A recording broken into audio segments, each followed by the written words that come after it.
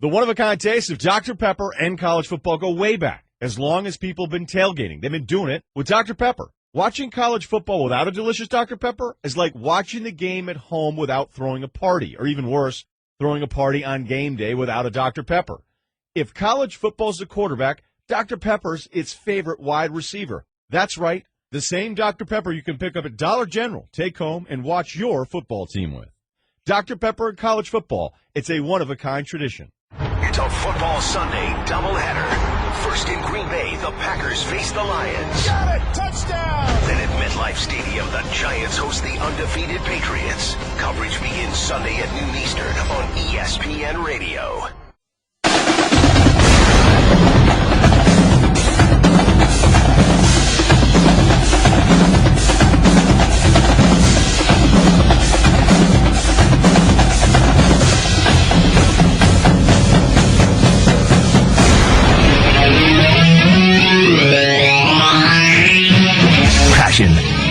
Opinion.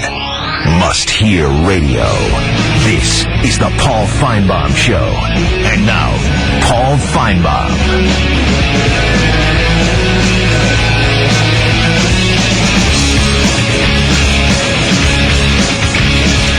We welcome you back. Final hour as nightfall has hit certain parts of our listening and viewing audience, and it is certainly Veterans Day. We began the program several hours ago. Marcus Spears, as usual on Wednesday, was sitting by my side, and we were just absolutely delighted to welcome Coach Ken Niumatalolo from Navy to our program. And for those of you just getting off work, we thought we would share some of the interview with you again. Coach, first of all, thank you so much for your time. Congratulations on the big win, and we are just deeply honored to have you with us on this Veterans Day. I'm excited to be on your show. I love watching you guys' show, and you do a great job, and so I'm honored to be on your show. Thank you. I told Marcus Spears that we're just going to call you Coach Ken because neither one of us is smart enough to know how to pronounce your name correctly. Don't worry, I've been called worse, man. So I'm sure my players call me worse on there. Well, we're delighted, and I know there's a great feeling. You've had a phenomenal year, 7-1, big win over the weekend. But before we even get to that, I mentioned my nephew is a graduate of the academy, and he's a pilot now. And just talking to him and knowing people that have been through that experience, just being the coach there has to be it's a tremendous honor, particularly on a day like today. Well, it just puts everything in perspective. You know, I heard you guys talking about the playoff selection, and that's our livelihood, and we talk about it, and we're concerned about who's there, but there's also some things way more important. But fortunately for guys like your nephew and other people that have served, so many of our, family members and people that have served abroad, they do that for us so that we can do what we do and live the lives that we live. So being at the Naval Academy, I'm definitely very cognizant of that and very grateful for all of our people that serve for us. Coach, it's always an interesting dynamic when I think about either being a coach at the Naval Academy or schools that are part of the services. What is that like? What is that intensity like? Is it a different level for those guys, or is it just football at the end of the day on Saturday and they realize that the bigger mission may be later on in their lives? Marcus, I try to think, and I didn't play at a big-time school like you. I played at the University of Hawaii. But I see what these guys go through, and I was like, there's no way I could have done that. Yeah. You know what I mean? If I went to school in the morning and came back and watched Young and the Restless before practice started, you know what I mean, and then went down and got my ankles taped and sat around, and then when it's time to practice, you go and practice. I mean, but these guys, we don't really see them during the day. They're at school. They come here for a 45-minute meeting at lunchtime, then they go back. Then we get them from, 4 to 6 for everything, practice, treatment, lifting weights, and then they got to go back and study. It is very close, and I talk to a lot of recruits. It's very similar to their high school, just from the standpoint, you go to school, you go to practice, and then you go study. So I have so much respect for them because there's no way I could have done what these guys do. It's just, there's so much commitment, and it's way more than football. It's way more than the school part. You also got the military side of it, too. Coach, that's very interesting to me, and I want you to go further with that. with that type of schedule for these guys, how is your preparation different from a normal college coach? Because obviously you have to try to fit some things in that you have to get done in a short window. That's a great question, Mark, and that's the thing we struggle with all the time, and we go over the coaches. We just try to keep the main thing. You know, and sometimes in coaching, the longer you meet during the day, the more plays you draw up, or you might, you come up with more blitzes. But, is that the right thing to do? Have 42 blitzes and 42 checks, or maybe have 3 runs that you're really good at, or 3 base defenses with a couple blitzes. And regardless of what it is, if you can't do it or if you don't understand what you're doing, it doesn't matter. And so we just try to make sure that, our guys, I tell our guys all the time, just make sure our plan is simple. Make sure it's clear. Guys can play fast. Because in coaching, sometimes you want to go to the convention and say, yeah, I have 42 checks. I mean, who the heck can make 42 checks? You know what I mean? That doesn't make any sense to me. You know what I mean? Give a guy 2 checks or 1 check. But I think sometimes when you're in the office all day, you start drawing up plays. And it's always funny to me. Then you end up coming back to the thing you started off your meeting with. And you're like, wait a minute, we were at that 4 hours ago. Did it take us 4 hours to figure out we should have ran that base defense? So just try to keep things simple. That's the thing it forces you to do here. Just don't get too complicated. Coach, I know just like with anything, you can only go one game at a time, but last year the Army-Navy game was celebrated not only by the graduates and the followers of both schools, but College Game Day was there. I believe they'll be back this year. That game is extraordinary, but it's also puts extraordinary pressure on the coaches. Navy hasn't lost, I don't believe, since 2001. What is that experience like for you as the head coach? Well, it's like you said. I mean, there are a ton of really huge rivalries. Obviously, there's some big ones in the SEC, but I think the one thing that separates the Army-Navy game, it's not a regional deal, it's national, because pretty much everybody in the country knows somebody that either served in the Army or the Navy or Marine Corps, so it touches all of us, and I think that's the thing that separates this game. It's more than a football game. It's about 2 institutions that represent our country, the purity of competition. And the longer I'm here, the thing that I realize that it's more than a football game. You get emails from guys that are serving overseas, and they'll say, hey, for those couple hours, we were able to, put away what we were doing and, the difficulties that we had to go through to be able to watch a football game. And so, those kinds of things put everything in perspective for you. Absolutely, Coach. You have 32 players being honored Saturday for Senior Day.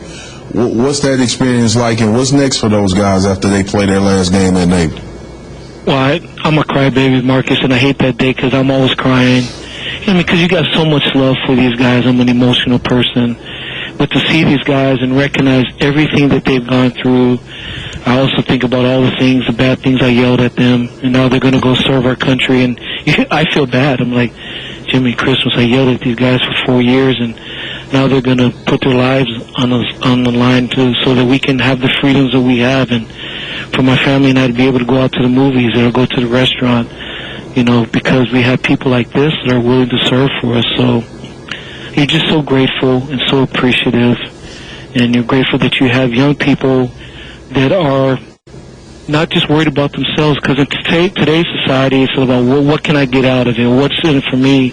But you got young people, young men and young women, that are willing to serve, and it's not about them, it's about just service, and you're just very appreciative. Coach, again, your kindness with your time is something we all appreciate. Best wishes and continued great success to you and all of your team. Thank you very much. Thank you. It's an honor to be on you guys' show. Take care. And that was earlier today. We appreciate the coach being with us on this Veterans Day. Let's grab some phone calls here and check in with Eric in Birmingham next. Hey, Eric. Hey, Paul. How are you? I'm well. Thank you very much. Cool. First of all, let me just say that's a pretty tough call to follow up. Army veteran, I think it's great that Navy's actually doing as well as they are. Thank you very much. Aside from that, I do have actually kind of a doomsday scenario. I know you're not much of one for reading crystal balls or whatever, but as an Alabama fan, say that Cristobal goes to Miami, say Kiffin goes to South Carolina, and Smart goes to Georgia. What becomes of, at that point, do you think Coach Saban just reloads coaches, or what do you think happens then? Well, I think a couple of things depend. I don't want to be the one to start rumors on Veterans Day, but I think if Saban wins the national championship this year, he might think, you know what else can I do? So that could possibly be one answer to a very complex question. If he doesn't, or if he decides, and if he does and decides to stay, Nick Saban is always capable of hiring new coaches. I think he's expecting Kirby Smart to get a job. They share the same agent. They're close friends.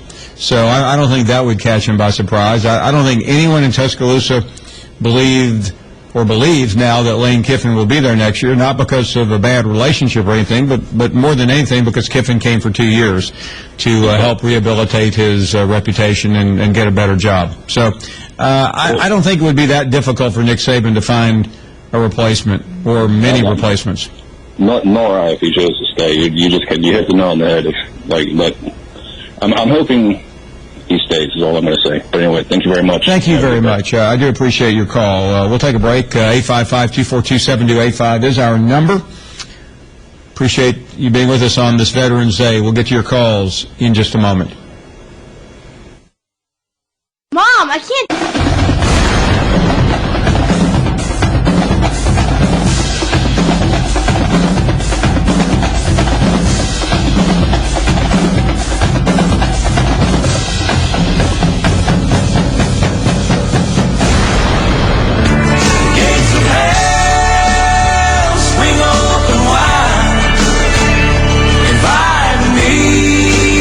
Welcome back to our show. Legend is calling next. Good afternoon, Legend. What's up, Coach Pete Sal? What's up, brother? Oh, doing great. Getting ready to get in the car and head to Starkville. Oh, I bet that's exciting. Well, I might find a better way to go, but I just thought that sounded good. It did. Hey, shout out to all the veterans for the Legend. Much appreciation from the El Presidente of the Sidewalk alumni. We love you guys. Y'all real heroes. Hey, Paul, the big bad wolf got loose Saturday night. Come on, howl with me one time, Paul. Oh, howling it is. Howl, Paul. 1, 2, 3. Got my dog howling it here.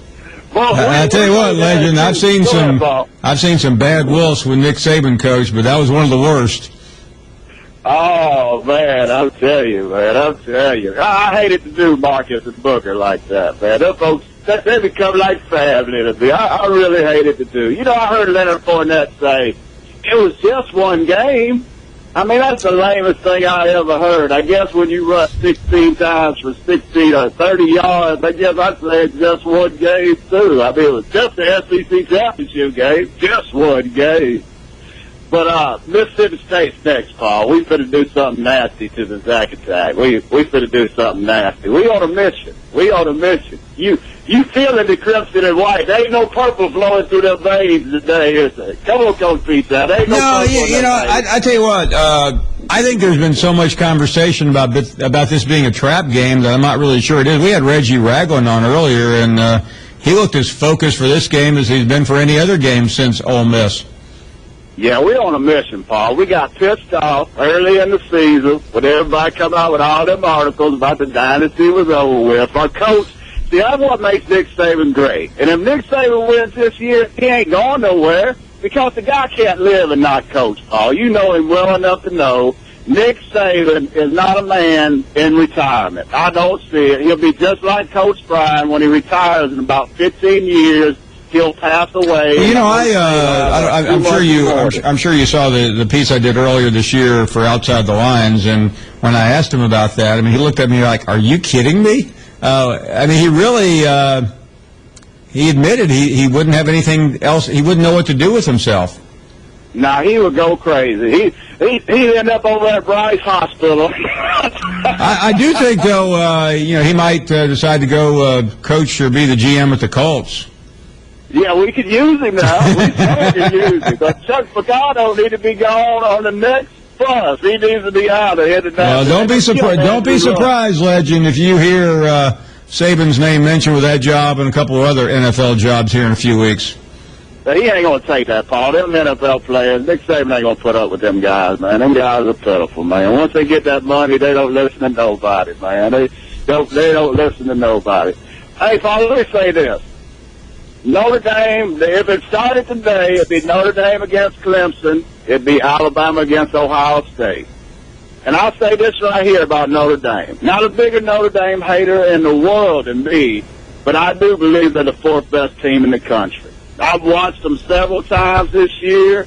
I mean, that Kelsey kid is good. I mean, they got David Robinson's son, Torrey Hunter's son, a receiver, plus Will Fuller, who's a Marvin Harrison-type talent. But what separates them, they are huge on them lines, Paul. I mean, that Staley guy at left tackle, Andrew Luck needs to sign him today to save his life. I mean, I am sold on it. You might not be, but to me, they got it absolutely right. Those are the four teams that belong. And that guy talking about Boston College, them folks got the worst offense in the nation. I done lost money 4 times on Boston College this year. They are horrible, Paul, pitiful. And I heard, before I get off, I like to say happy birthday to Lance. Paul, I got something for him, but I'm going to give it to him in Atlanta. That's where I'm going to give it to him. It's called a Boardwalking, Lance. You know it's coming. And here's the thing. Florida State's going to beat the daylights out of Florida. They're going to end up in Atlanta with 2 losses. I watched Florida State. They had plus 239 in that loss. They will beat the daylights out of Florida. Florida's just a little better than Missouri last year to me, Paul. Let me say this before I get off the Florida fans. You got to be in it to win it. You in it, but you ain't going to win it. You know what time it is. Melvin's in control, baby. Hey, Paul, love the show. Love everybody. Betcha. Peace to you. Stay thirsty, my friend. Thank you very much. We'll continue with more calls. 855-242-7285 is our number. And Phillips is up next in Florida. Hey, Phillips. You there, Phillips? Yes. Go right ahead. Yes, how you doing, Lee, Paul? I am doing great. Thank you for asking. Yes, Paul, I watched your show. I love your show. Thank you. I really do. But the thing is that, I want to talk about, I'm from Florida, and I love the Gators. I really do like the Gators. And my opinion is that I believe that the SEC network is they just have something against Florida. I don't know what it is, but they do. Now, who do you think has something against Florida? I think the SEC network. Why would anyone have anything against Florida? Because y'all have Florida ranked number 11. They only lost 1 game. Yeah. And so I know you're an Alabama fan. I know here's the problem, Phillips. Florida was in a great position to move up, and you guys dogged it against Vanderbilt. So that's what hurts you in this poll. But we still have 1 loss. No, I'm well aware of how many losses you have. I keep up with this stuff. Okay, but so do Alabama have a loss? Because Alabama have a loss. Well, listen, Phillips. Here, do you think Florida will win out until the championship game? Well, I'm hoping so. Well, you either think you will or you won't. Well, if Alabama wins out and Florida wins out, you play Alabama. We'll see what happens. How about that? Well, that sounds great to me, Mr. Paul. But like I say, I truly believe that it's more greater schools out there in Alabama. See, y'all, we think that y'all pulling Alabama ahead. Everything's all about Alabama, LSU, Georgia. Come on, Florida playing better than Georgia. Well, I think that's obvious, but you do have to realize that Alabama, since 2008, Alabama has been number 1 in the country at some point in every season since 2008. Now, this year they're number 2. They haven't made it to number 1 yet. But Florida has been number one too. Florida won back to back. No, I'm well aware of that. I hang out with Tim Tebow every weekend. Okay, well that's good. That's good, Mr. Paul. The thing is that, you know, like I say, I believe that Florida should be ranked higher than number 11 because, you know, you get TCU had lost, and then you had Michigan State lost. So I'm just trying to find out why you are ranked number 11. Well, Philip, I think I thought Florida had been ranked too low as well, but just keep winning your games, and you'll find a way into the top 4. I hope. Thank you very much for your call. Let's check out Mario next up in Mississippi. Hey, Mario. How you going, Paul? Really well. I got a question for you. I got 2 questions for you. Okay. What would happen if Mississippi State actually beat Alabama? Would an SEC team get left out of the playoff? Don't know the answer to that. It would be one of the most intriguing questions of the next 4 or 5 weeks because then you don't have a good situation. If LSU, then LSU would have to beat Ole Miss, which is a 3-loss team now. Beat Arkansas, which is a 4-loss team. Beat A&M, which has just imploded. And then what does Florida do? Florida obviously has to get past South Carolina and Florida State, and if they do that, I think they'll be in a pretty good position. I think the SEC would get in. I think the conventional wisdom would say that, but I'm not positive of that. Okay. And my second thing is, why is everybody so in high hopes of Ohio State? Now, everybody dissects our schedule and Baylor's schedule, and if you look at Ohio State's schedule, they haven't played anyone in relative good competition. So is it based on what they did last year? Well, yeah, here's the deal, and I've made the same mistake. You have to try to differentiate last year from this year, although last night I slipped into last year mode talking about Iowa. Here's the problem. You know Ohio State is a really good program. You know the talent they've had. I think they've been uninspired this year, Mario. They did lose Tom Herman, the offensive coordinator.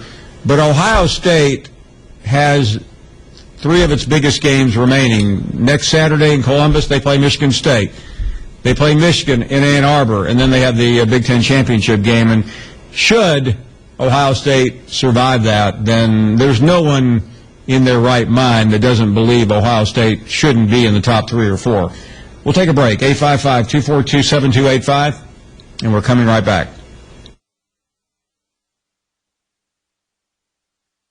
Did you ever look?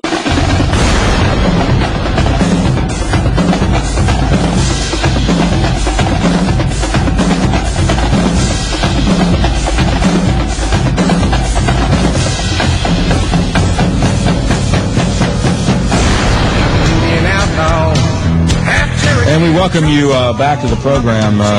We are delighted to begin the final 30 minutes of our show with another veteran. He's also a Hall of Fame football coach. He is Vince Dooley, who tonight we will talk to about his life as a former Marine as we celebrate Veterans Day. Coach Dooley, thank you very much for your time, and happy Veterans Day to you. And I know you've been thinking about this day. You've been out and about signing books and meeting with people. I hope the day has gone well. Yeah, it has. I've been at Augusta, as a matter of fact, and spoke at lunchtime and had a book signing. And, Veterans Day brings back great memories for me.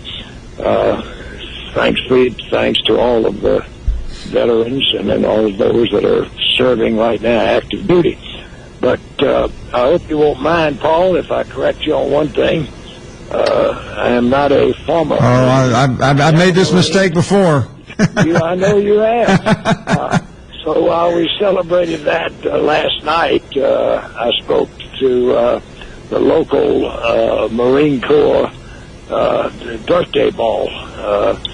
That was the 240th birthday of the United States Marine Corps yesterday on the 10th of November, right before Veterans Day. So it's been a very, very special 2 days for me. Yeah, and not only that, you've been a Marine captain, and you're a member of the Marine Corps Sports Hall of Fame. And I don't know why, Coach, I've made that mistake one other time, and the Marine who corrected me was not nearly as polite as you were.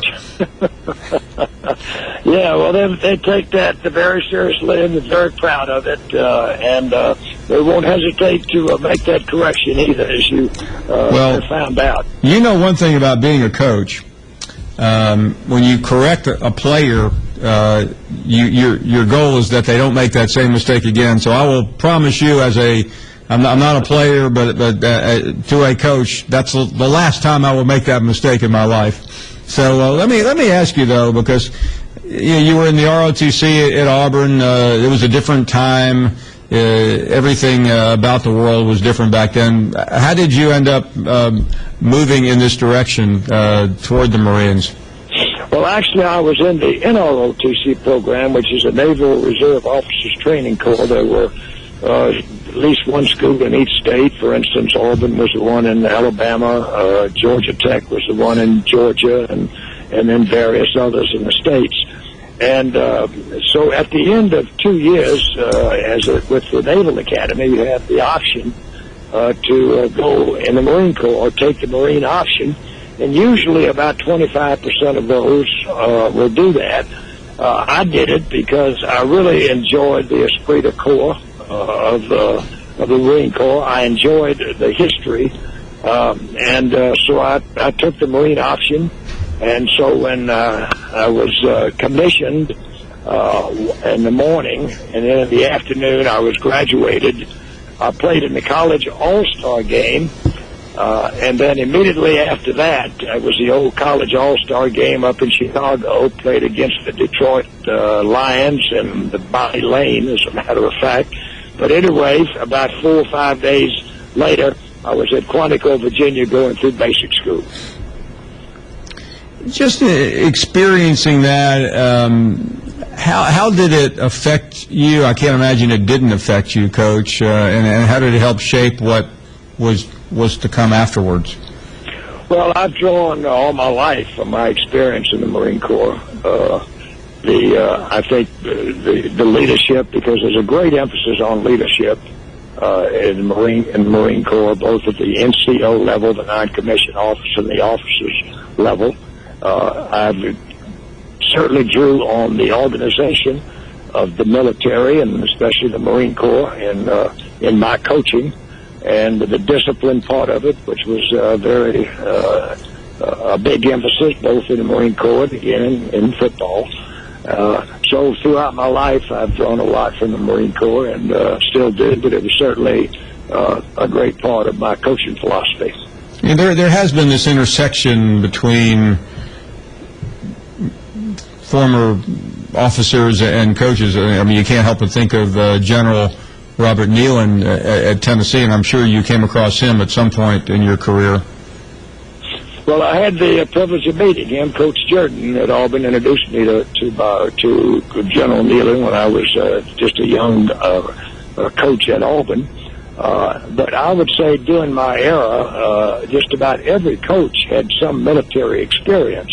And all of them, the ones that were a little ahead of me, like General Nealon, like Bear Bryant at Alabama, like Johnny Vaught at Ole Miss, they all went through some part of the program, and they drew a lot on it. And so a lot of the emphasis in football during that period of time, they drew from the military, just as I did. But I probably was one of the last of the Mohicans, because I'm not sure how many. We don't have as many for sure.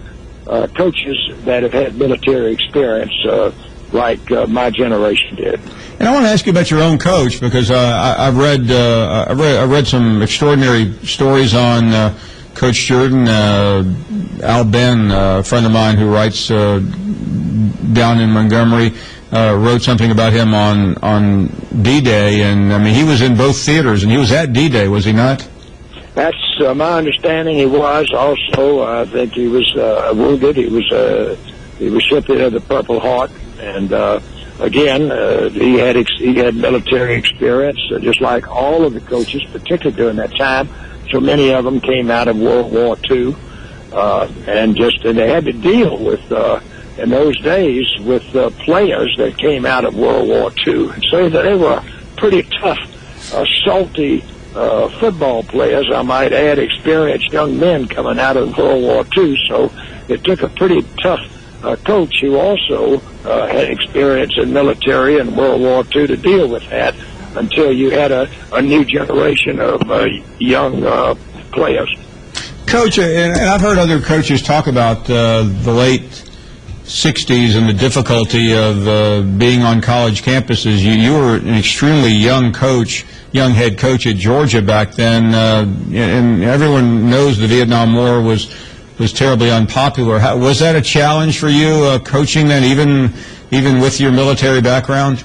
Yeah, the late 60s and the early 70s, there was, a lot of questions going on, a lot of revolts around the campus, and we had similar situations, but they didn't mind doing that as students about other things. But when they got to football, we really didn't have that much of a problem. They didn't.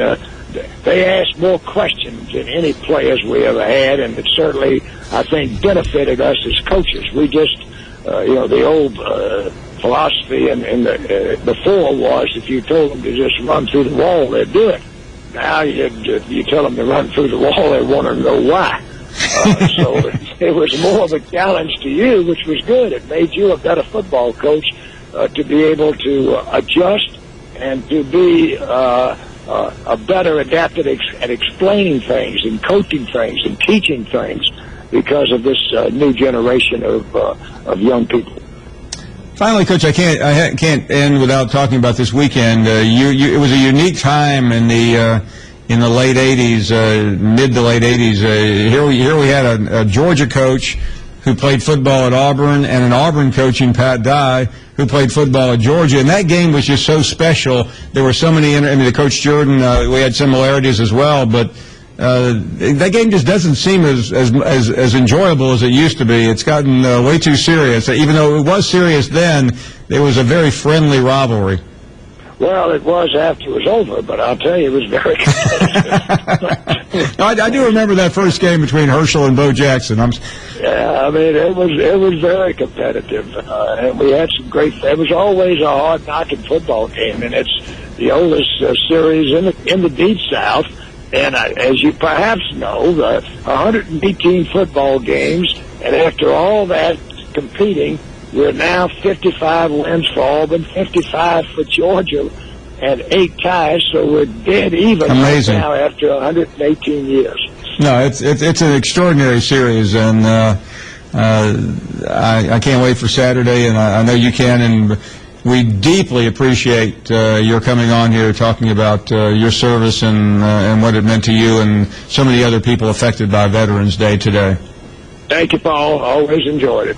Thank you, Coach. Always great to talk to the great Vince Dooley and to hear a little bit about things other than football. A Marine, I've learned. We'll take a short break. The remaining moments of our program coming up next.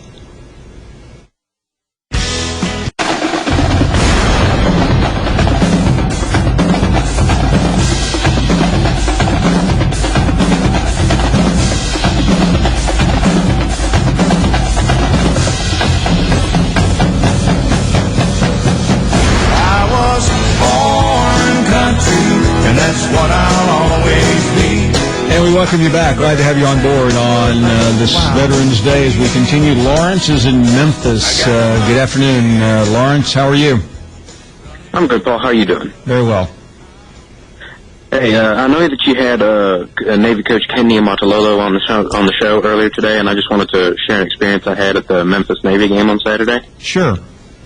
So I was sitting right next to. I'm a Notre Dame fan, but Notre Dame had already played, so I decided just to head out to the Liberty Bowl and just go see because I've always kind of liked Navy. So I ended up getting a ticket, and I was sitting right next to the Navy band. And I will say there is no classier group of people than the students at the Naval Academy, midshipmen. Some of the nicest, most respectful, well-dressed in their uniforms students I've ever met. And then at the end of the game, after Navy had blown Memphis out, I got to got to sit there and listen to their alma mater, the Navy Blue and Gold. It was one of the most beautiful alma maters I've ever heard, and it was an amazing experience.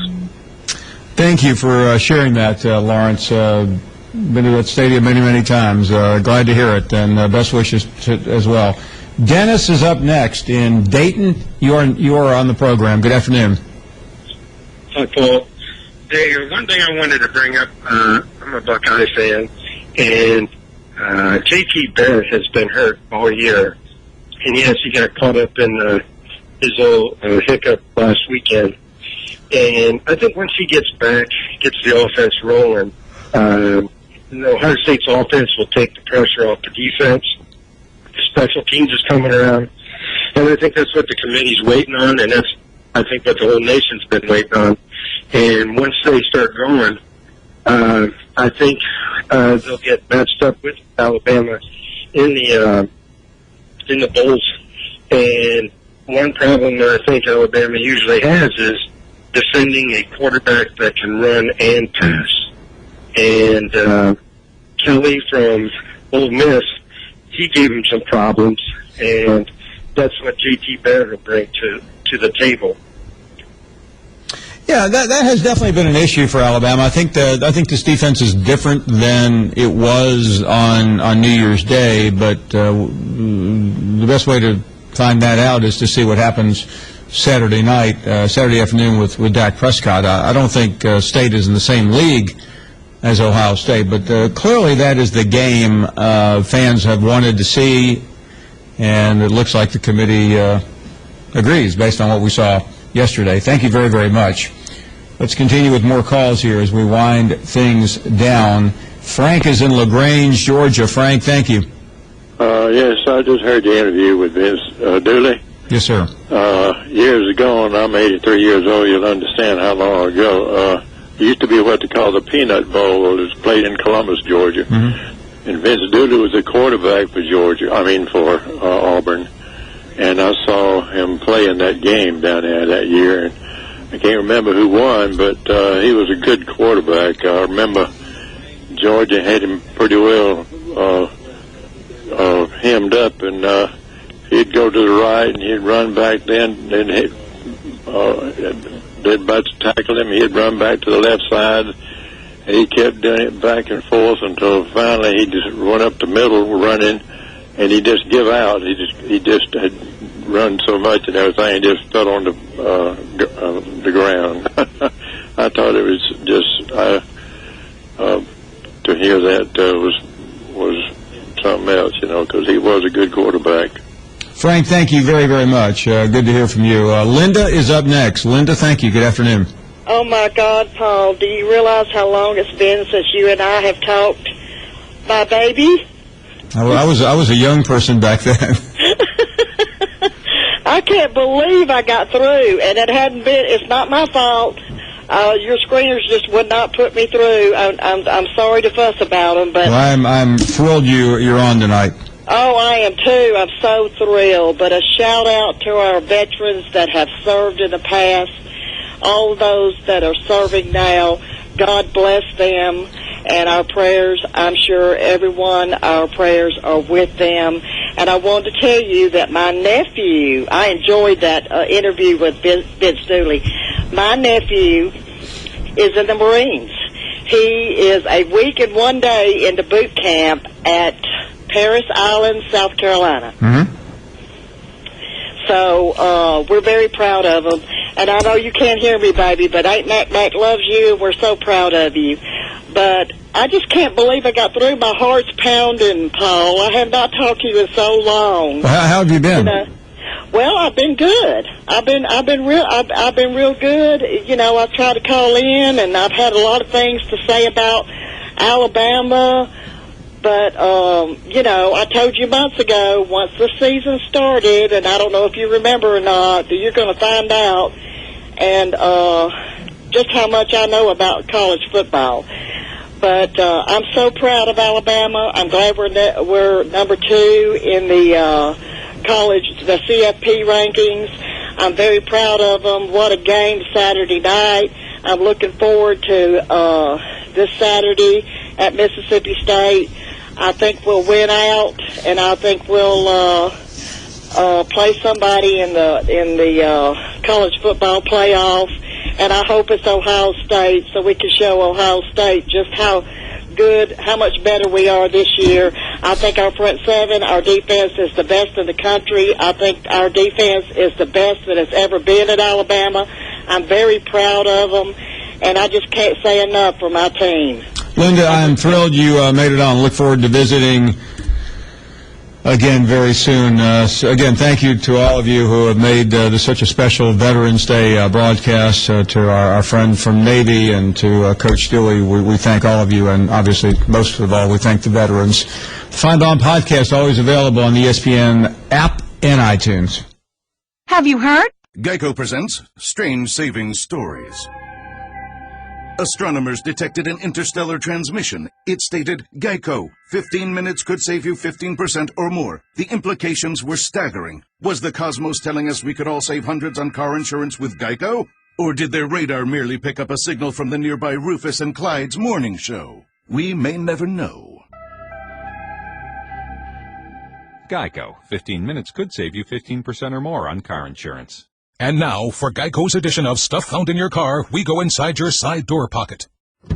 Hello, yes, the crumpled receipt with gum in it. From your anniversary dinner, you sprang for expensive wine, your server was Beth. That dinner was a couple $100. Money you could get back if you switched to Geico and saved hundreds of dollars on your car insurance. I bet you'd save that receipt. Frame it even. But really, where did I go wrong? Was it the corkage fee? Geico, 15 minutes could save you 15% or more on car insurance. Visit geico.com today. It's very stressful having debt. The Regions Next Step project is helping real customers like Ashley confidently take their next step in life. Insights by Regions definitely helped me see how we can save and pay off our debt at the same time and why we would want to do that. Financial confidence to move forward. I'm so ready to take our next step. Watch Real Next Step stories and plan your own at regions.com/Ashley. Regions, official bank of the SEC, member FDIC. Paid appearance by an actual Regions customer telling her real story. It's a football Sunday doubleheader. First in Green Bay, the Packers face the Lions. Got it! Touchdown! Then at MetLife Stadium, the Giants host the undefeated Patriots. Coverage begins Sunday at noon Eastern on ESPN Radio.